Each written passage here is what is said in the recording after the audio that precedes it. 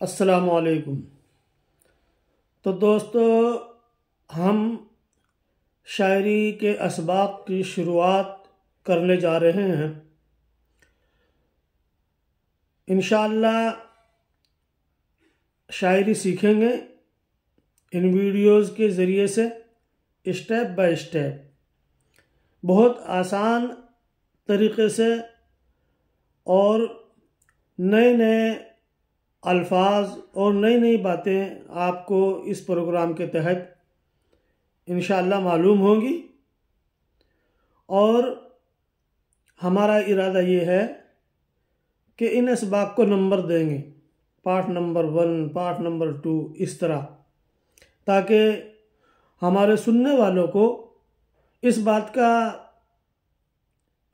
को तलाश करने में आसानी हो और वो शुरू से देख सके जो उसको मालूम करना हो। शायरी के तमाम मामलात में रफ्ता रफ्ता बात करनी होगी हमें।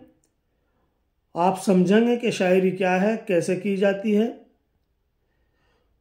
और अल्फाज का चुनाव कैसे किया जाता है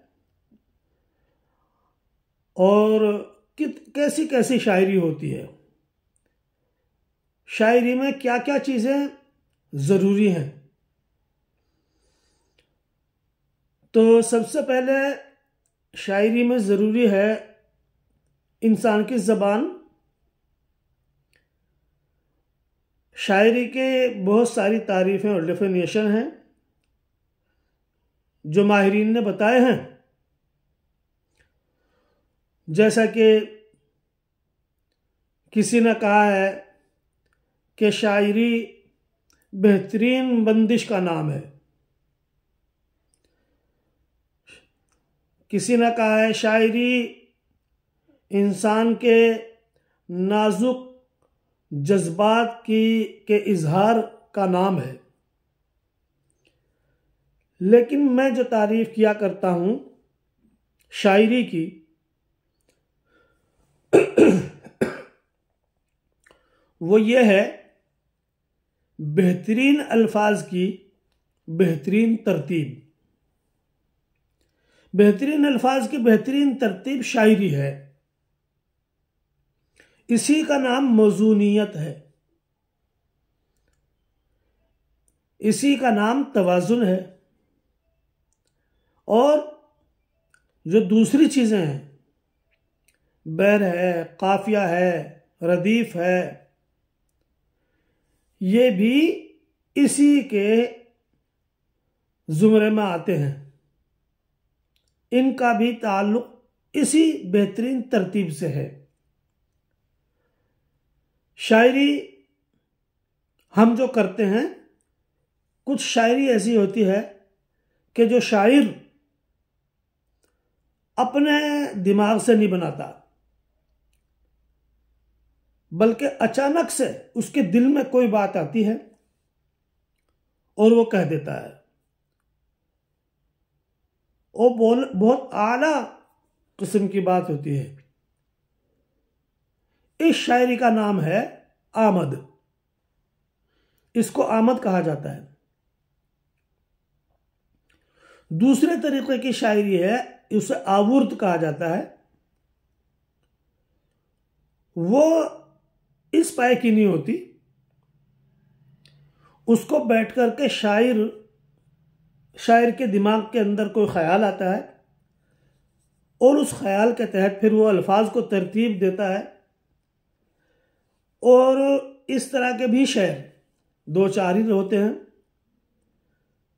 लेकिन फिर जब वो उसको अच्छा लगता है, रदीफ अच्छी लगती है, काफिया अच्छा लगता है,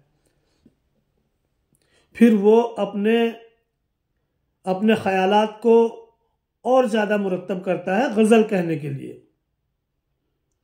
और कभी कभी ऐसा भी होता है कि गज़ल ही पूरी की पूरी ऐसे ही आती चली जाती है। तो सबसे ज़्यादा कही जाने वाली जो शायरी है वो आवुर्द की है।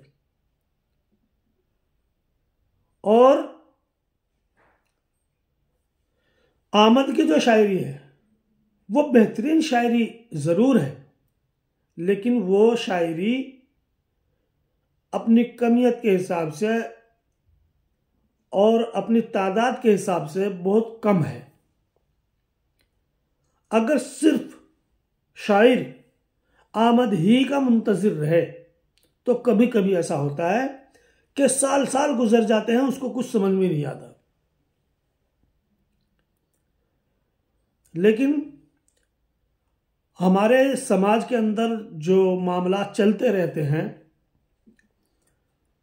शायर भी उसी तरह मुतासिर होता है, बल्कि और ज़्यादा मुतासिर होता है, क्योंकि शायर की जो तबीयत होती है वो कुछ ज़्यादा सेंसिटिव और हसास होती है। इसलिए वो उन चीज़ों को दूसरों से अलग महसूस करता है,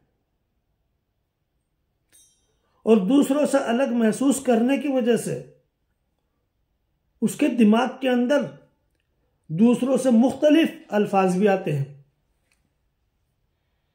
यही वजह है कि जब वो शायरी करता है, जब वो अपने कहे हुए अशार लोगों को सुनाता है, तो वो उनके दिमागों के अपील कर रहा होता है, दिमागों को, उनके दिलों को, क्योंकि वो उनके जज्बात की अक्कासी करता है। और जाहिर सी बात है कि इंसान का जो दिल है बहुत नाजुक है। इसके अंदर जो जज्बे हैं, ख़ास तौर से जज्बा मोहब्बत,